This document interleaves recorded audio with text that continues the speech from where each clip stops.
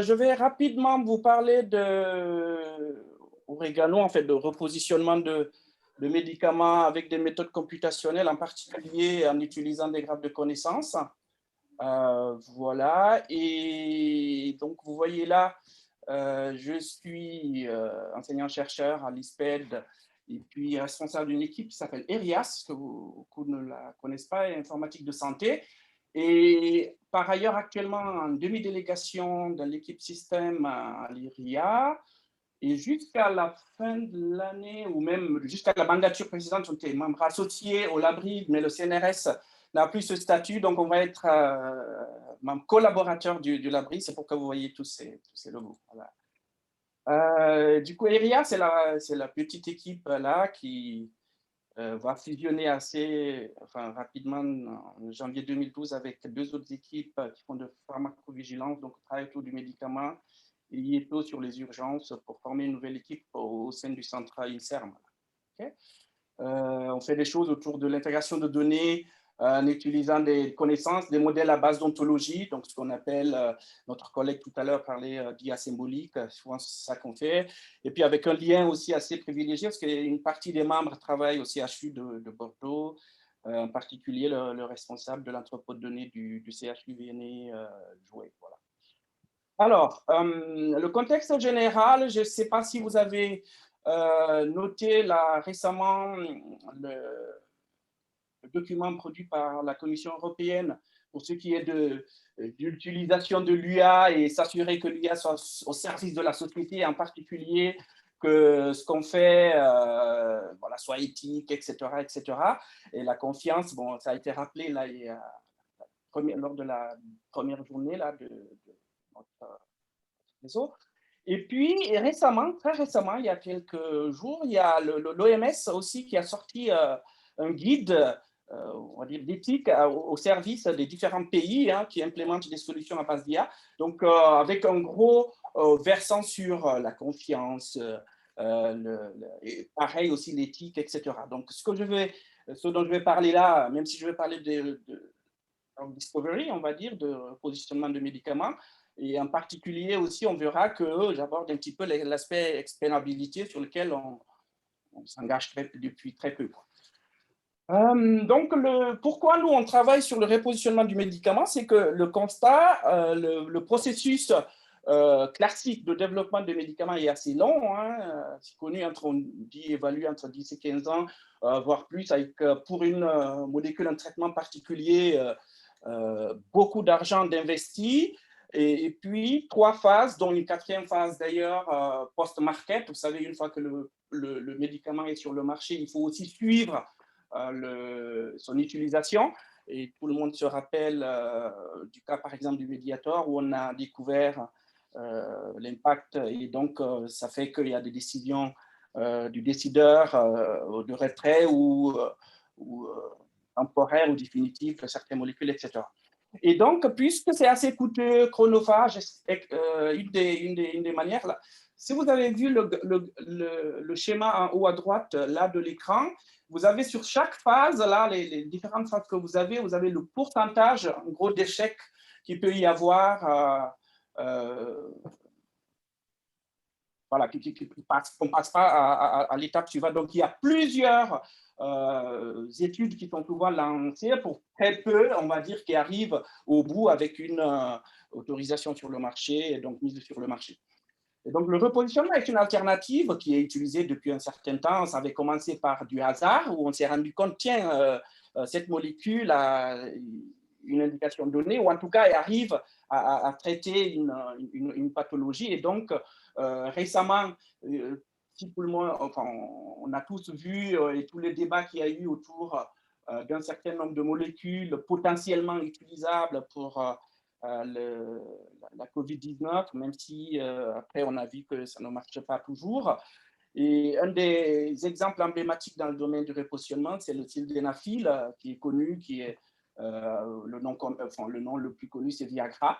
Et il y a un certain nombre d'études aujourd'hui qui utilisent en particulier les techniques d'IA et sur des modèles de réseau, type ce que je vais présenter là tout à l'heure.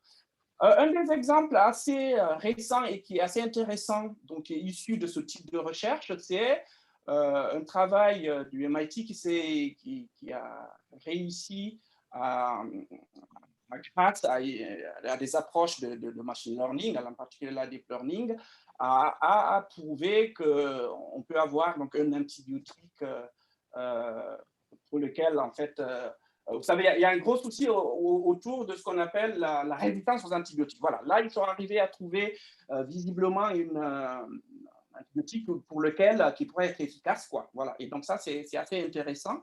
Et donc, ça prouve qu'il peut y avoir des possibilités. Et donc, nous, c'est pas de manière opportuniste, mais depuis à peu près septembre de 2019, on a commencé à regarder cette possibilité fort du travail qu'on a déjà fait sur les ontologies et puis les graphes de connaissances.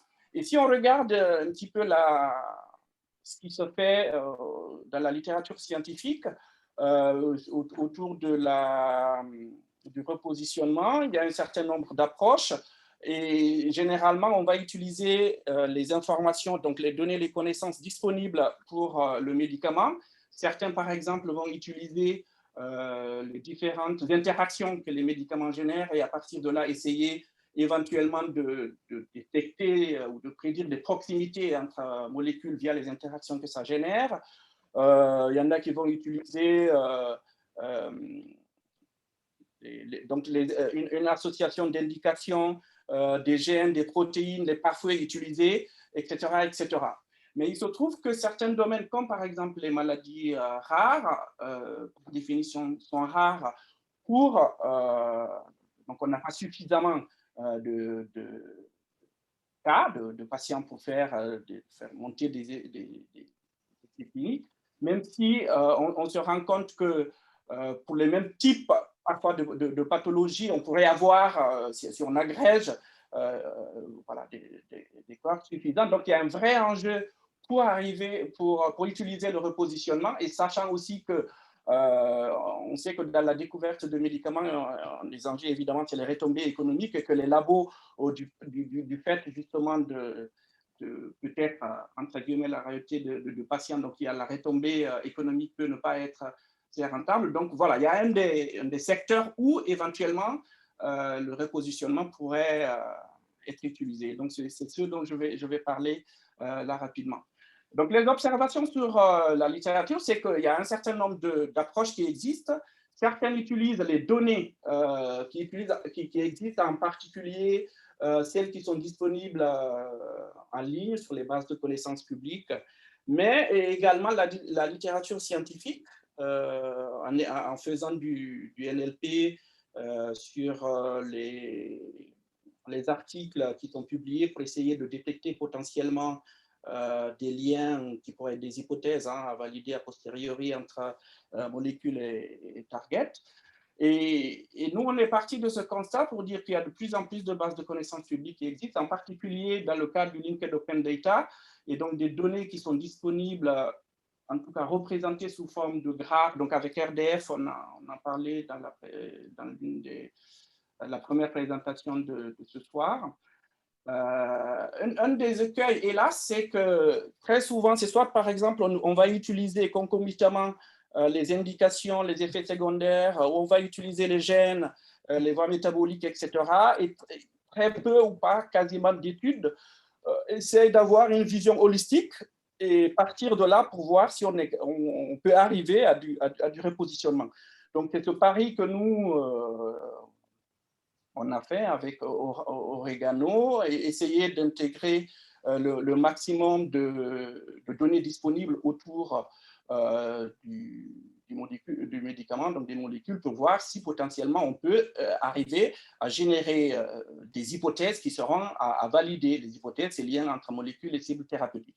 L'hypothèse étant que plus on intègre des données variées relatives aux médicaments, mieux on peut prédire des liens de qualité entre molécules. Et donc pour ça, une des particularités, c'est aussi utiliser des informations disponibles, par exemple, issues des produits naturels, les plantes en particulier, parce que 30% environ des médicaments synthétisés sont issus des plantes. Et il se trouve qu'on a la chance aujourd'hui d'avoir des bases de données disponibles qu'on peut utiliser et intégrer dans le workflow, dans le pipeline global pour éventuellement arriver à faire des prédictions là-dessus. Je ne vais pas m'étaler ici parce que sur c'est que les graphes de connaissances, etc., parce qu'on a eu la chance avec notre keynote ce matin qui est revenu dessus et est revenu sur la problématique de link prediction, d'embedding, etc. Donc, on sait qu'un graphe, là, en l'occurrence, ça va être des nœuds et des liens entre ces nœuds. Donc, tout ça, en général, est représenté aujourd'hui par un des standards, c'est le RDF du W3C. Mais il existe évidemment d'autres manières, en particulier Google a son modèle de graphe qu'il utilise, mais tout le monde a utilisé ou utilise sans se rendre compte un graphe de connaissances. L'exemple plus mythique, c'est le graphe de connaissances de Google qui est utilisé pour faire de la recherche d'entités, donc la recherche plus précise, qui fait qu'on soit capable, par exemple, de nous suggérer quand on va chercher des choses sur Leonardo da Vinci, Mona Lisa, parce que voilà, c'est les auteurs de Mona Lisa, où on va trouver ses pairs, peintres, etc., etc. Et parce qu'on va exploiter en fait les liens. Vous savez, hein, les snippets qu'il y a à droite quand on fait une recherche, en gros, c'est des requêtes issues du graphe de connaissances qui sont affichées. Et donc, c'est ce qu'on nous, on va utiliser, c'est ce qu'on va exploiter pour tenter de faire de l'apprentissage sur le graphe et tenter de produire, pour nous, la relation entre molécules et cibles thérapeutiques revient en réalité à faire ce qu'on appelle de link prediction, donc de la découverte de liens manquants au sein d'un graphe. Donc, on va partir d'un graphe de connaissances, on va appliquer un processus d'apprentissage, sortir donc les hypothèses, là, les liens entre molécules et target, et donc qui seront à valider a posteriori. Donc là, en l'occurrence, on va faire de l'embedding qui va à la fois utiliser les nœuds, mais aussi les liens. C'est ce que vous avez ici. On va transformer le graphe en fait à une série de vecteurs et ensuite on va utiliser des calculs de similarité sur les vecteurs là. Donc là, je passe parce que ça a été dit ce matin. Donc la thèse de Marina Boudin, par exemple, s'occupe principalement de définir le workflow global. Une thèse qui est réalisée avec une bourse du master, enfin de l'EUR Digital Public Health. Et l'enjeu ici, c'est d'arriver à construire le graphe de connaissances le plus large possible. Et on verra plus tard que ça peut avoir également des conséquences jusqu'où il faut aller. Parce que de temps en temps, en élargissant le graphe, on peut aussi introduire de bruit. Donc, à partir du graphe de connaissances, enfin des sources de connaissances, on a reçu le graphe de connaissances, on produit des embeddings, et à partir des embeddings, on va générer et ranker les hypothèses, donc les relations entre molécules et cibles thérapeutiques. Donc, nous, les données ou les connaissances utilisées, c'est par exemple DocBank, c'est PubChem, c'est UniProt pour les protéines NCBI, c'est chez Gene Ontology. Et pour ce travail de thèse a démarré d'abord dans un master. Et dans un premier temps, ce qu'on a fait, au lieu d'intégrer tout ça nous-mêmes manuellement, elle en particulier, elle a utilisé une base de données qu'on appelle Bio2RDF, donc qui intègre un certain nombre de ressources déjà, en fait, DocBank hier, NCBI, PubChem, donc avec les limites qu'il peut y avoir, parce qu'en ayant fait les évaluations, on s'est rendu compte qu'il y avait quelques soucis avec Bio2RDF. Mais enfin, en tout cas, on arrive à construire dans un premier temps un graphe à partir des sources de données en amont, en utilisant d'abord les sources, les connaissances et aussi d'autres ontologies qui existent, en particulier celles qui nous permettent d'avoir les relations entre eux. Je pense notamment à la relation House-Target entre un composé, donc une molécule et une protéine, ou le fait qu'une molécule affecte un gène, etc. etc. Donc, on va avoir un graphe. Là, vous avez l'itération initiale avec le graphe qu'on obtient. Imaginez ça sous forme de triplet RDF, donc, sur laquelle on peut après appliquer des méthodes d'apprentissage. Là, en l'occurrence, on a utilisé algos, particulièrement un premier algo d'abord pour faire l'embedding, not to vect, et qui est très utilisé dans les graphes. Et a posteriori, on s'est rendu compte qu'il n'était pas tout à fait adapté pour le cas précis, pour le repositionnement de médicaments. Je ne vais pas ici discuter suffisamment le pourquoi. Et puis, un autre algo, et d'ailleurs un framework qui est utilisé pour la prédiction de liens. Et donc, ce qui a permis, en faisant tourner ça sur le graphe que nous avons, à arriver à pouvoir générer des hypothèses, à pouvoir générer des liens entre molécules et graphes, évidemment qu'il faut valider a posteriori. Et par exemple, dans la génération, on regarde ici, par exemple, arriver à avoir un lien entre le couple spironolactone et le glutathione synthétase. Et il se trouve que quand on regarde la littérature scientifique, effectivement, il y a des travaux qui essayent de voir ce lien. Enfin, il est déjà étudié, il est potentiellement intéressant à voir. Alors, il se trouve que là, c'est un résultat qui est obtenu avec un score, là, en l'occurrence, le HIT à 10. Donc, c'est sur les premiers résultats qu'on obtient, quel est le taux d'efficacité qu'on a. On voit au 20%, c'est, on va dire, pas excellent, mais déjà, ça validait le workflow qu'on avait et l'intuition surtout que nous avions. Et donc là, elle est repartie sur un travail plus conséquent, d'abord en se passant de bio-RDF, parce qu'on est parvenu à montrer qu'en réalité, sur certains types de tâches, une telle ressource, elle est utile, certes, mais en tout cas pour le repositionnement, par exemple, il y a beaucoup d'insuffisances, il y a des limites, il y a des erreurs, etc. Donc, elle est repartie sur l'intégration avec des wipers que nous-mêmes avons fait sur les différentes sources. Et là, elle est en phase de finalisation de ce travail et donc avec refaire l'apprentissage et la prédiction de liens. Alors, à côté de ça, puisqu'elle travaille sur, on va dire, à l'échelle macro sur le workflow global du processus de repositionnement, mais encore, il faut arriver à expliquer le pourquoi parfois des résultats, pourquoi, par exemple, on arrive à trouver un lien entre une molécule particulière et une target. Et donc, Martin Drancé a commencé d'abord par un master et on espère va poursuivre en thèse sur cette problématique. Et surtout en se questionnant sur d'abord la taille de graphe en amont et le type de liens qui sont intéressants pour la découverte de liens, là en l'occurrence d'hypothèses, et aussi donc essayer éventuellement d'expliquer, d'aider le clinicien ou le biochimiste à expliquer le résultat qu'on obtient, y compris aussi à aider à valider les résultats qu'on produit. Et là, en l'occurrence, il a utilisé l'algo de prédiction que vous connaissez certainement pour l'eau, qui est capable donc d'utiliser les labels et des règles NIBURL à la clause de Horn, des prédicats, pour arriver à justifier, a posteriori, le pourquoi des résultats que nous obtenons. Là, en l'occurrence, une des choses qu'il a trouvé, c'est que dans le graphe global que nous avons, une des règles majoritaires qui est utilisée, c'est la règle traite XY, en fait, qui, au-delà de toutes celles qui existaient dans le graphe. Et j'arrive du coup à la... Pardon.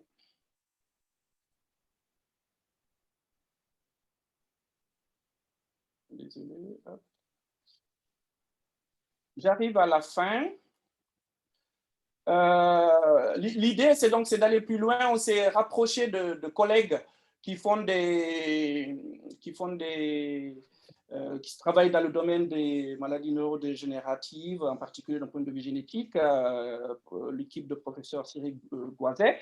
Et pour essayer, ils ont 25 molécules candidats qu'ils ont trouvées d'une manière biologique. C'est essayer de trouver si on est capable déjà d'arriver à valider en fait le processus, trouver les pathways par lesquels on est passé. Et donc là, on a fait une collaboration avec à Casemarie pour la partie apprentissage, machine learning, qui va être associée avec ce que nous faisons sur les graphes. Voilà, je m'arrête là. J'avais un petit peu le PayPal, mais on en parlera le vendredi. Et si vous avez des questions, je suis disposé. Merci Gaïo. Alors, on peut prendre une question rapide si quelqu'un en a une. J'en ai pas vu dans le chat. Moi, j'ai une question sur la difficulté de complexité de ce que tu cherches à faire. Est-ce qu'il y a des problèmes théoriques sur la complexité des requêtes ou du coup de la construction? Ou est-ce que c'est plus des complexités pratiques pour recueillir des données, etc. Oui, si, par exemple, sur le graphe, il y a et le raisonnement sur le graphe en particulier, il y a de vrais enjeux. Ouais. Et donc, il y a là effet, scalability, quoi. À un moment, on n'arrive plus à apprendre parce que le graphe est tellement énorme qu'il va falloir, par exemple, certainement redécouper. Ça, c'est un deuxièmement. Un des problèmes à adresser, c'est là, d'un point de vue, savoir quelle source, en fait, ou quel type de lien je vais introduire dans le graphe pour que j'arrive à des résultats intéressants. Voilà, ça, c'est des donc c'est typiquement des requêtes de points d'articulation dans ton graphe ou de points manquants quelque part ou de points sur plein de chemins, des trucs comme ça, quoi. C'est ce genre de requêtes que tu vas poser. Oui, là, en l'occurrence, on fait du SparkQL sur le graphe et donc Martin Drancier, lui, il a fait du Neo4j, donc avec les limites de Neo4j qu'il va y avoir sur la taille aussi du graphe, évidemment. Okay.